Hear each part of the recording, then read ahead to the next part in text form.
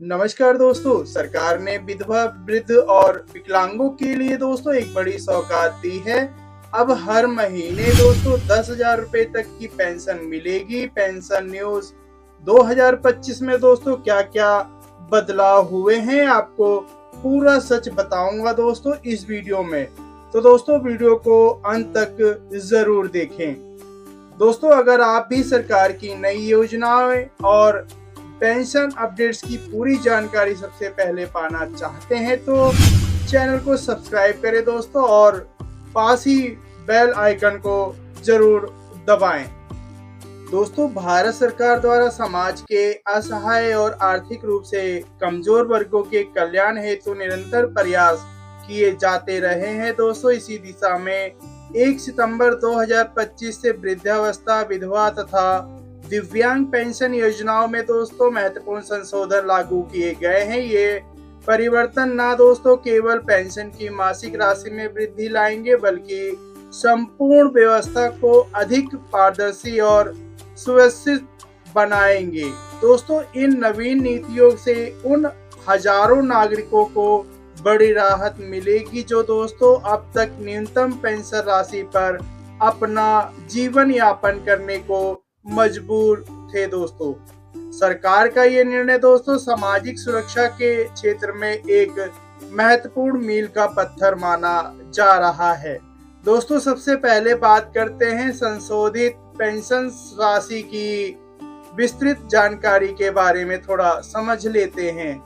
नवीन दिशा निर्देशों के अनुसार दोस्तों वृद्धावस्था और विधवा पेंशन प्राप्त करने वाले लाभार्थियों को दोस्तों प्रति माह न्यूनतम 4,000 रुपए की आर्थिक सहायता प्रदान की जाएगी। ये राशि दोस्तों पूर्व की तुलना में काफी अधिक है, जो राज्य के अनुसार दोस्तों 1,000 रुपए से 2,000 रुपए तक सीमित थी और दोस्तों दैनिक आवश्यकताओं की पूर्ति के लिए अपार्थ थी।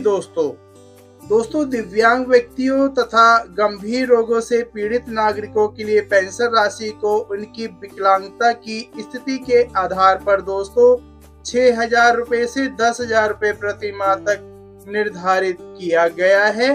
ये वृद्धि दोस्तों लाभार्थियों के जीवन स्तर में सुधार लाने और उन्हें आत्मनिर्भर बनाने की दिशा में एक सकारात्मक कदम है।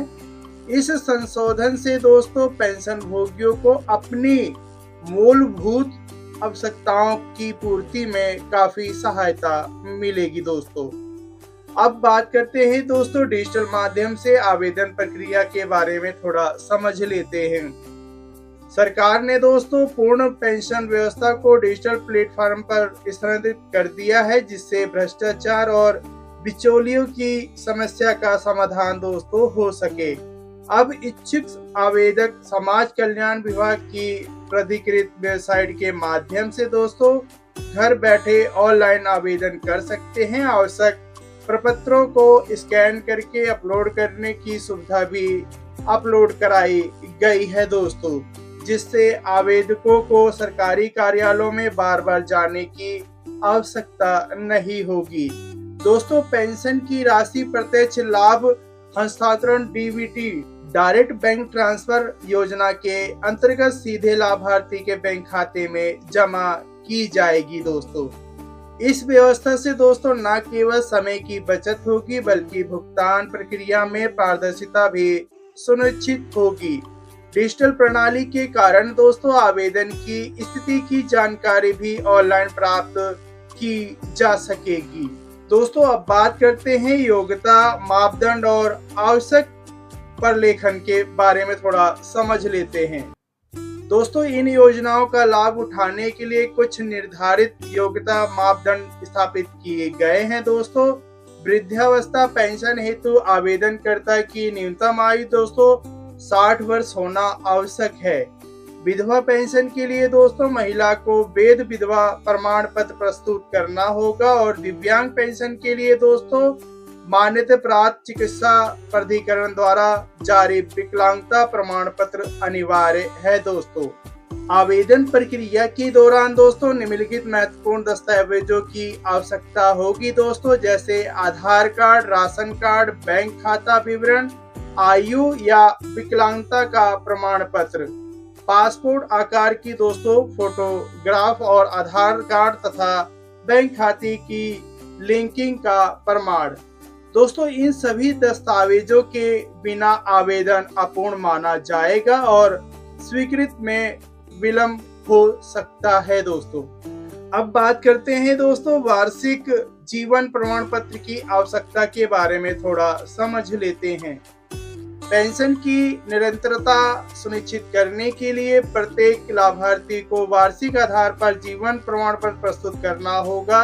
ये प्रमाण पत्र दोस्तों इस बात की पुष्टि करता है कि लाभार्थी जीवित है और योजना के लाभ प्राप्त करने का अधिकारी है। सकारात्मक बात यह है दोस्तों कि इस प्रक्रिया को भी पूर्णतः डिजिटल बना दिया गया है, जिससे वृद्ध और दिव्यांग नागरिकों को कार्यालय में जाकर लंबी कतारों में प्रतीक्षा करने की आवश्यकता नहीं होगी। दोस्तों पेंशन योजनाओं के पात्र व्यक्तियों की सूची की वार्षिक समीक्षा की जाएगी ताकि दोस्तों अपात्र व्यक्तियों को हटाया जा सके और केवल वास्तविक आवश्यकता वाले व्यक्तियों को ही योजना का लाभ मिल सके। दोस्तों ये व्यवस्था सरकारी धन के दुरुपयोग को रोकने में सहायक होगी। दोस्तों अब बात करते हैं योजना का क्षेत्रीय कार्यान्वयन के बारे में थोड़ा समझ लेते हैं। दोस्तों वर्तमान में ये संशोधित नियम महाराष्ट्र, हरियाणा, आंध्र प्रदेश और तमिलनाडु जैसे प्रमुख राज्य में लागू किए गए हैं। दोस्तों अन्य राज्यों में भी चरणबद्ध तरीके से इन नीतियों को अपनाया जाएगा। हालांकि दोस्तों विभिन्न राज्य सरकारों की नीतियों के अनुसार कुछ शर्तें और दस्तावेज आवश्यकताएं भिन्न हो सकती हैं, इसलिए आवेदकों को दोस्तों सलाह दी जाती है कि वह अपने राज्य की आधिकारिक वेबसाइट या स्थानीय समाज कल्याण विभाग से संपूर्ण जानकारी प्राप्त करें। दोस्तों राज्यों के बीच समन्वय स्थापित करके इस योजना को पूरे देश में दोस्तों एक रूप तरीके से लागू करने का प्रयास किया जा रहा है। दोस्तों अब बात करते हैं लाभार्थियों को प्राप्त होने वाले मुख्य लाभ के बारे में थोड़ा समझ लेते हैं। इन नवीन नियमों के कार्यान्वयन से दोस्तों पेंशन भोगियों को अनेक महत्वपूर्ण लाभ प्राप्त होंगे। प्रथम और सबसे महत्वपूर्ण लाभ यह है दोस्तों कि उन्हें प्राप्त मासिक राशि मिलेगी जो उनके सम्मानजनक जीवन यापन में सहायक होगी। द्वितीय लाभ ये होगा कि दोस्तों पेंशन राशि सीधे उनके बैंक खाते में ट्रांसफर होगी, जिससे भ्रष्टाचार और धोखाधड़ी की संभावनाएं दोस्तों समाप्त हो जाएंगी। डिजिटल प्रणाली के कारण दोस्तों आवेदन प्रणाली और स्थिति की निगरानी सरल हो गई है, जिससे लोगों को सरकारी कार्यालयों के चक्कर नहीं लगाने पड़ेंगे। दोस्तों वार्षिक पात्रता समीक्षा से यह सुनिश्चित होगा कि योजनाओं का उपयोग केवल वास्तविक जरूरतमंद व्यक्तियों द्वारा ही किया जाए। ये व्यवस्था दोस्तों सामाजिक न्याय और समानता के सिद्धांतों को मजबूत करने में योगदान देगी। दोस्तों अब बात करते हैं समाज पर प्रभाव और भविष्य की संभावनाएं के बारे में थोड़ा समझ लेते हैं।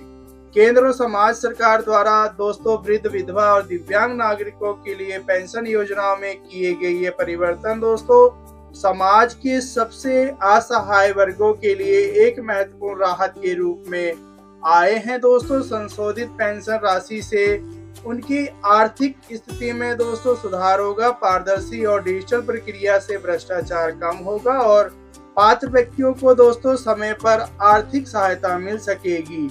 ये पहल न केवल दोस्तों उन्हें आर्थिक रूप से सशक्त बनाने में सहायक होगी, बल्कि उन्हें आत्मनिर्भर की दिशा में भी दोस्तों प्रेरित करेगी। इन योजनाओं के सफल कार्यान्वयन से दोस्तों सामाजिक सुरक्षा की दिशा में भारत एक मजबूत मॉडल प्रस्तुत कर सकेगा। भविष्य में दोस्तों इस तरह की और भी योजनाओं के विस्तार की संभावना है दोस्तों, जो समाज के वंचित वर्गों के कल्याण में योगदान देगी।